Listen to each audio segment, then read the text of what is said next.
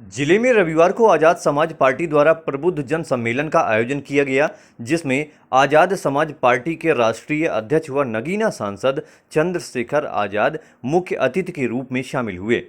उनके यहां पहुंचने पर पार्टी के लोगों ने इनका जोरदार स्वागत किया। वहीं मंच से संबोधन के दौरान व पत्रकारों से बातचीत के दौरान चंद्रशेखर आजाद ने यूपी सरकार व केंद्र सरकार व पीएम मोदी के खिलाफ जमकर जुबानी हमला बोला। इन्होंने जहां यूपी सरकार पर हमला करते हुए कहा कि आज यूपी के हर गांव में सड़कों का बुरा हाल है और यह सरकार 2017 से लेकर 2025 तक सड़कों के गड्ढे नहीं भर सकी और प्रदेश में कानून व्यवस्था ठप है। तो वहीं खाद के लिए लाइन लगाए खड़े किसानों पर पुलिस द्वारा लाठियां बरसाई जा रही हैं। इसके अलावा पीएम मोदी के चीन के दौरे को लेकर इन्होंने कहा कि जब पीएम अमेरिका गए थे तो कह रहे थे कि अमेरिका में डंका बज रहा है और सरकार कहती थी कि आत्मनिर्भर बनो और स्वदेशी मॉडल अपनाओ, और अब वह स्वदेशी मॉडल कहां चला गया। इनके ये सब खोखले नारे हैं। किसी भी जिले में चले जाओ, घरों के ऊपर से 11,000 की लाइन जारी है।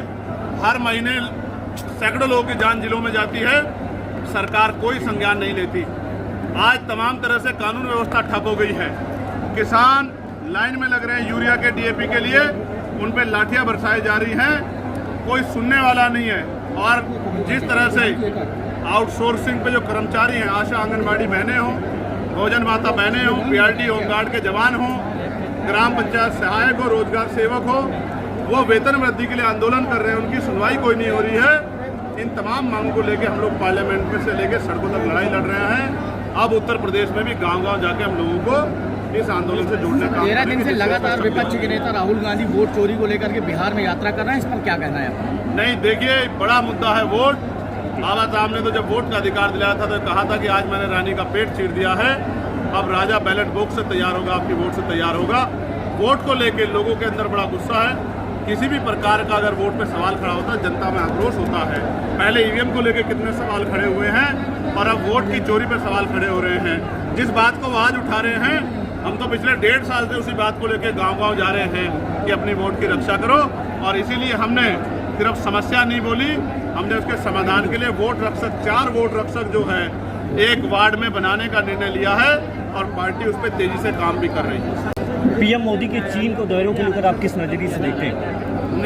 नजरिए से देखने का मतलब तब ऐसे दौरे तो बहुत दिनों से चले आ रहे हैं। उस दौरे के बाद ऐसे दौरे तो अमेरिका के भी हुए थे और कहते थे कि हमारा डंका अमेरिका में बज रहा है, लेकिन जो 50% का टैरिफ है वो डंका बज रहा है या व्यापारियों की कमर टूट रही है, इसका जवाब भी मीडिया को सरकार से मांगना चाहिए। अखिलेश यादव ने एक ट्वीट किया कि स्वदेशी की बात करते हैं, मेड इन इंडिया की बात करते हैं, अब चीन के साथ में ये व्यवहार बना रहे हैं, वहाँ का बाजार यहाँ आएगा, लोगों का जो रोजगार के साधन है वो कम होंगे।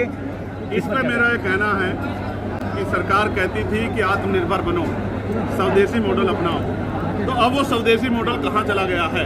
हमारे देश की जनसंख्या इतनी महत्वपूर्ण है, हम मैन्युफैक्चरिंग में सबसे ऊपर जा सकते हैं, मेहनती लोग हैं हमारे यहाँ के, लेकिन उनकी मेहनत को नजरअंदाज करके और जिस तरह से आप देखो अन्य प्रदेशों में पलायन करके मजदूर कहाँ जाके काम करता है। दुबई के 30 लाख से ज़्यादा मजदूर कहाँ के? भारत के। जो दुबई को बना सकते भारत को नहीं बना सकते। इसलिए मैं कह रहा हूँ कि स्वदेशी का नारा भी नारा था और अब जो व्यापार के नारों की बात हो रही है वो भी नारे हैं। ये खोखले, इनमें कोई शक नहीं। असल ये है, आज हम उत्तर प्रदेश में हैं। उत्तर प्रदेश का किसान, नौजवान, शिक्षक भर्ती के बच्चे, पुलिस भर्ती के बच्चे, तमाम पीटीसी के बच्चे, बीएड के बच्चे सब परेशान हैं और चोरी, डकैती, लूटमार हो रही है। कानून व्यवस्था ठप होगी और सरकार के नेता पढ़ के सो रहे हैं।